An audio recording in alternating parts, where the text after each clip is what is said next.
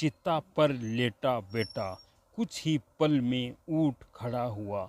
जयपुर के विराट नगर में शमशान घाट पर ये क्या हुआ? माँ की मौत के बाद चिता पर बेटा।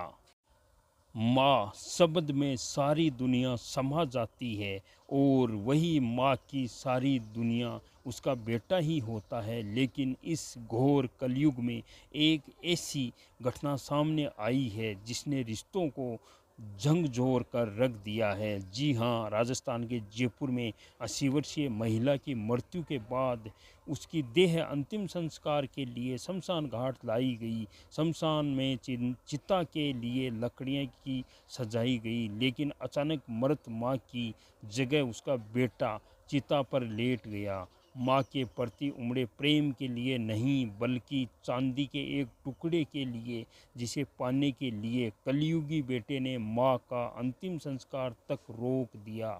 घटना जयपुर ग्रामीण के विराट नगर क्षेत्र की है, जहाँ लीलों का बास की ढाणी में बीते 3 मई को दोपहर करीब 12 बजे 80 वर्षीय महिला चित्र रेगर का निधन हो गया। मां के निधन के बाद बेटों ने अंतिम यात्रा निकाली और नज़दीकी शमशान घाट ले गए। अंतिम संस्कार के समय मुख्य लोगों ने शव को चिता पर रखने के से पहले महिला के श्रृंगार के गहने और उसकी सेवा करने वाले बड़े बेटे गिरधारी लाल को सौंप दिए। ये देखकर उसका छोटा भाई ओम प्रकाश बिफर पड़ा और चिता पर लेट कर कहने लगा, पहले माँ की चांदी की कड़ियाँ दो, ऐसा नहीं करोगे तो यहाँ से नहीं उठूँगा, खुद ही जल मरूंगा।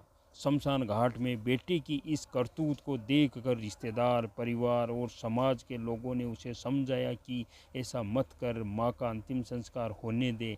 लेकिन बेटा काफ़ी देर तक नहीं माना और न ही किसी की बात सुनी। फिर ज़बरदस्ती लोगों ने उसे चिता से उठाया तो उसी पर बैठ गया। आखिर में जब चांदी के कड़े ओम प्रकाश को मिले, तब जाकर 2 घंटे बाद महिला का अंतिम संस्कार हो सका।